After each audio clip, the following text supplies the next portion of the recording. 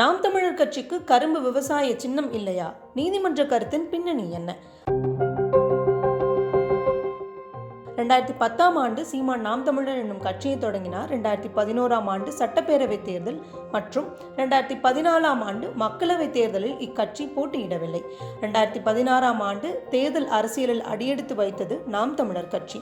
அந்த தேர்தலில் தனித்து களம் கண்டு 234 சட்டப்பேரவை தொகுதிகளில் 1.07% வாக்குகளை பெற்றது.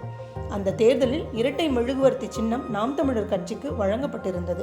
ஆனால் 2019ஆம் ஆண்டு மக்களவை தேர்தலில் இரட்டை மெழுகுவர்த்தி சின்னத்தை மேகாலயாவில் உள்ள மாநில கட்சி அங்கீகரிக்கப்பட்ட சின்னமாக பெற்றுக்கொண்டது.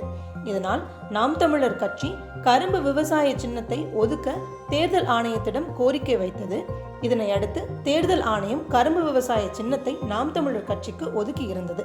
அதனைத் தொடர்ந்து நடந்த அனைத்து தேர்தல்களிலும் நாம் தமிழர் கட்சி கரும்பு விவசாய சின்னத்தில் தான் போட்டியிட்டது. இந்த நிலையில் தற்போது இந்த சின்னத்துக்கும் சிக்கல் எழுந்துள்ளது. இம்முறை மக்களவை தேர்தலில் போட்டியிட இருக்கும் கர்நாடக மாநிலத்தைச் சேர்ந்த பாரதிய பிரஜயா ஐக்கியதா என்ற கட்சிக்கு கரும்பு விவசாய சின்னத்தை இந்திய தேர்தல் ஆணையம் ஒதுக்கியது.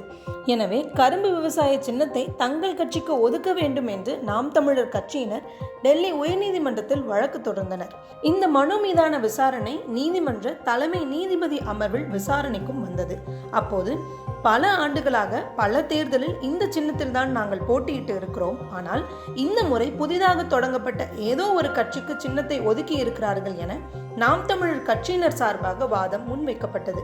அப்போது பேசிய தலைமை நீதிபதி மன்மோகன், கரும்பு விவசாய சின்னம் ஒரு பொது சின்னம், அதை முன் வருபவர்களுக்கே முன்னுரிமை என்ற அடிப்படையில் இந்திய தலைமை தேர்தல் ஆணையம் ஒதுக்கும். இதுதான் நடைமுறை. இதை எப்படி மாற்ற முடியும்?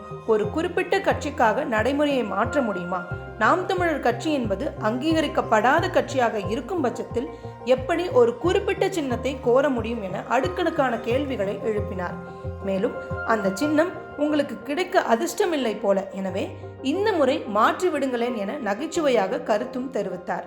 அதன்பின் இது தொடர்பான உத்தரவு பின்னர் பிறப்பிக்கப்படும் எனவும் கூறினார்.